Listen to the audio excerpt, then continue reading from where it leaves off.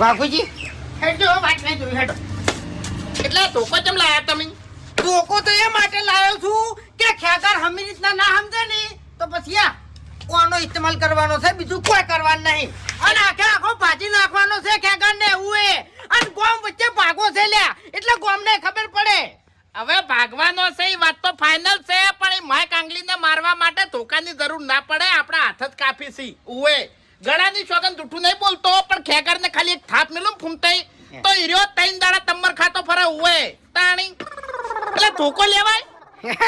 એ વાત સાચી, ધોકાની કોઈ જરૂર નહીં, ખાલી હાથ જ કાપી છે એમ. હા ફૂમતાઈ, હવે હરીએ વાત કરી ને એટલે જપ્તો મને થાતી નહીં, પણ ખેગારને છે ને ડાયરેક્ટ આપણે બગાડવા જા અને ડાયરેક્ટ મારવા જા ને તો ઓક બધા આપણા નીકળશી અને હરીભાઈને અને આપણે થોડી માથાકૂટ જેવું થાય કે તમે બગાડ્યું એટલે